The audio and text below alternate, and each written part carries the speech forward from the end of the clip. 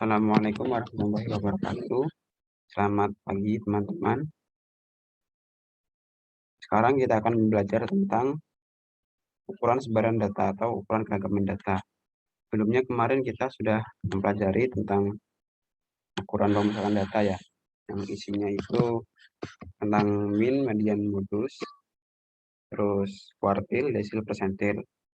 Ya, sebelumnya juga sudah belajar tentang cara menentukan jumlah kelas dalam suatu data kelompok ya. Nah, sekarang di sini kenapa sih harus ada ukuran keragaman?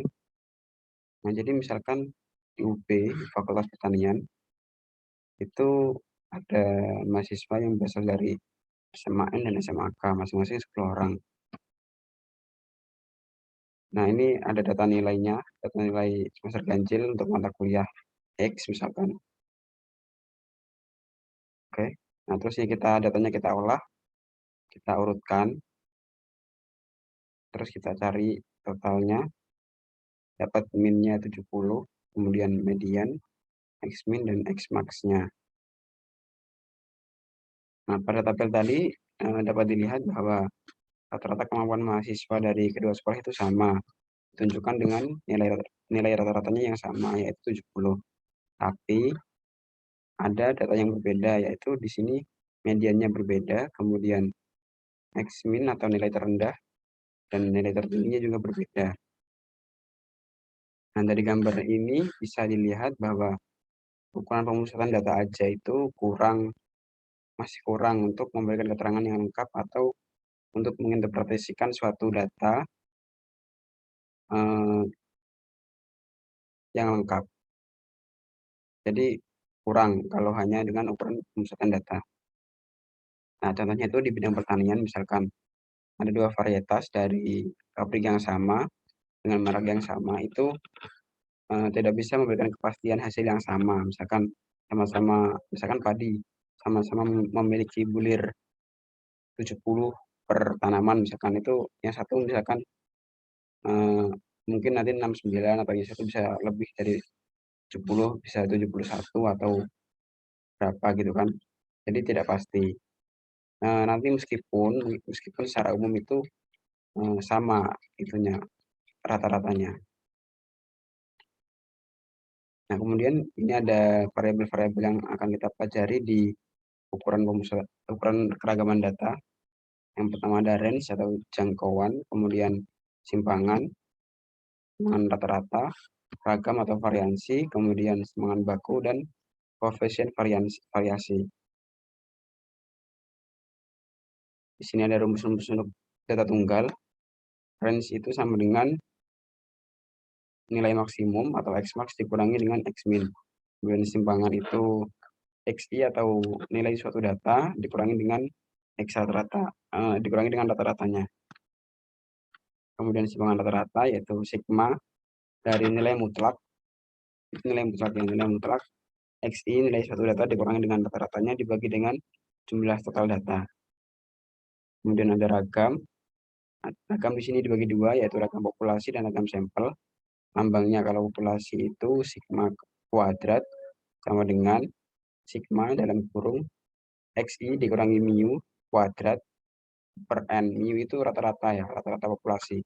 Terus kemudian sampel lambangnya S kuadrat sama dengan sigma XI dikurangi X rata-rata kuadrat dibagi N-1. Perbedaannya di sini di N sama N-1. Kemudian ada simpangan baku. Simpangan baku itu akar dari ragam. Ada dua juga, populasi sama sampel. Nah, kemudian koefisien variasi itu KV atau KK, koefisien variasi atau koefisien keragaman. Nanti di next materi mungkin ada yang menyebutkan koefisien keragaman gitu. KK atau KV sama dengan akar dari keragaman atau simpangan baku dikurangi X rata-rata dikali 100%. Kemudian ini ada rumus untuk data kelompok. Ada range, yaitu batas kelas atas dikurangi batas kelas bawah. Kemudian simpangan rata-rata yang dirumuskan sigma F kali nilai mutlak X rata-rata dikurangi X per N. Kemudian ada ragam sama sigma kuadrat sama dengan sigma F kali mu rata-rata dikurangi mu atau rata-rata dikurangi XI kuadrat dibagi N. Kemudian sampel sama dengan S kuadrat sama dengan sigma F dikali rata-rata dikurangi XI kuadrat dibagi N-1. Terus ada simpangan baku juga sama, akar dari ragam. Kemudian koefisien variasi atau koefisien keragaman sama rumusnya. Nah, untuk lebih paham, kita langsung aja masuk ke contoh soal ya. Di sini ada contoh soal untuk data tunggal dulu. Kita punya data tunggal, ada 1, 2, 3, 4, 5, 6. Ada 8 data yang kita punya di sini. Nah, ini pengerjaannya. Jadi, yang pertama kita mencari rata-rata dulu ya. Rata-ratanya itu, ini semua data ditambahkan karena cuma ada data tunggal. Hasilnya 496 dibagi dengan jumlah data, yaitu ada 8. Jadi ini hasilnya 62. Kemudian kita mencari simpangan dulu. Simpangan itu XI dikurangi X. Nah, ini yang pertama 48 dikurangi 62, hasilnya minus 14. Kemudian 50 kurangi 62, hasilnya minus 12, dan seterusnya sampai 84 dikurangi 62, hasilnya 22. Nah, simpangan ini kalau kita jumlahkan semua, itu nanti hasilnya harus 0. Kalau nggak 0 itu berarti ada yang salah di rata-rata atau pas mengurangi ada yang salah. Jadi pokoknya harus selalu 0. Nah, selanjutnya kita masuk ke simpangan rata-rata. Kita cari dulu apa ya? Kita cari dulu nilainya tiap datanya dulu. Ini nilai mutlak dari XI dikurangi X rata. Jadi nilai mutlak dari 48 dikurangi 62 berarti 14 dibagi dengan 8, hasilnya 1,75. Terus kemudian 50 dikurangi 62 nilai mutlak, hasilnya 12 dibagi dengan 8, hasilnya ini 1,5, dan seterusnya sampai 84 dikurangi 62 dibagi 8, hasilnya 2,75. Nah, ini dijumlahkan, dapatkan hasil bahwa simpangan rata-ratanya itu 12. Nah, sekarang masuk ke ragam atau variansi S kuadrat. Nah, sebelum kita cari ragam, untuk memudahkan perhitungan, kita cari dulu nilai XI dikurangi X kuadratnya dulu. Ini jadi XI 48 kurangi 62 kan 14 dikuadratkan jadi 196. Dan seterusnya sampai 84 dikurangi 62 kan 22 dikuadratkan jadi 484. Nah, ini di total hasilnya 1408. Nah, ragam kan dibagi dengan N-1 karena ini ragam sampel bukan ragam populasi. Ya, hasil jadi 1408 dibagi 7 hasilnya 201,14. Kemudian simpangan bakunya tinggal di akar aja. 201,14 di akar hasilnya 14,18. Kemudian KV itu sama dengan simpangan baku dibagi dengan rata-rata. Berarti 14,18 dibagi 62 kali 100%. Hasilnya 22,87%.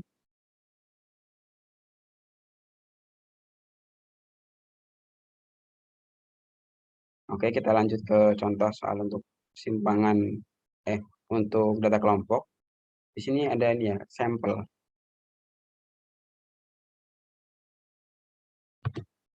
Oke, ini perhitungannya sama seperti yang apa tadi yang untuk tunggal.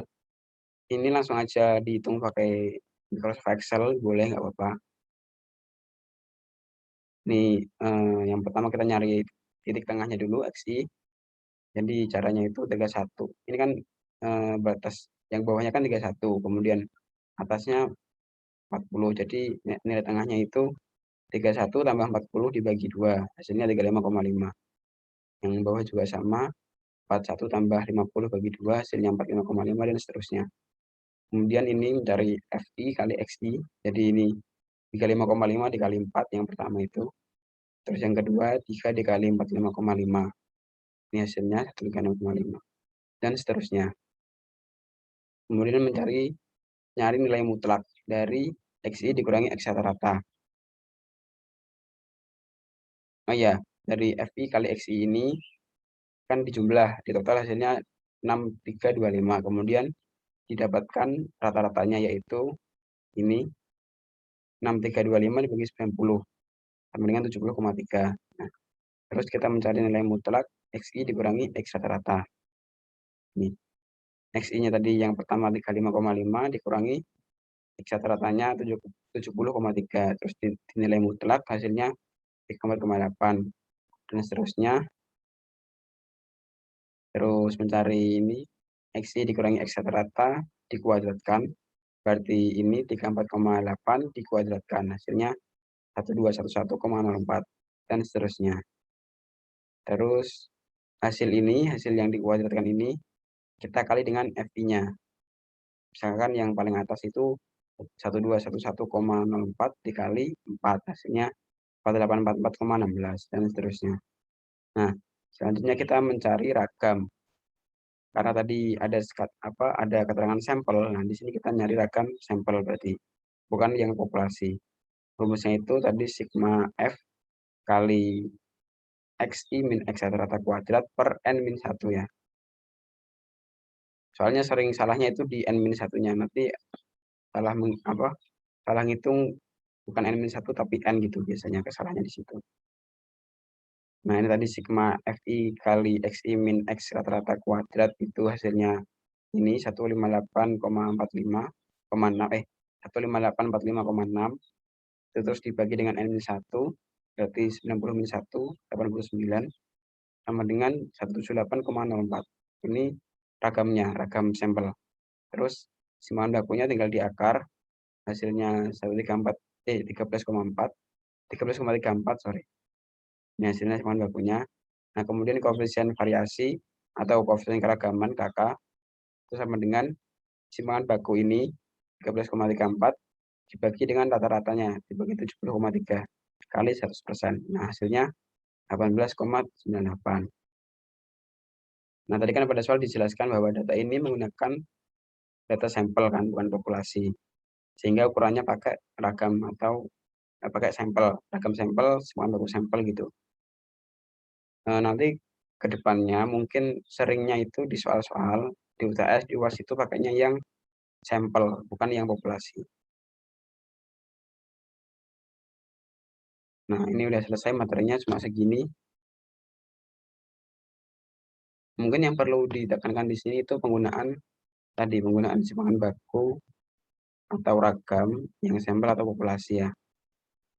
Jadi perbedaannya itu nanti yang pertama itu di soal nanti diketahui apakah data itu data sampel atau data populasi. Itu yang pertama. Terus yang kedua itu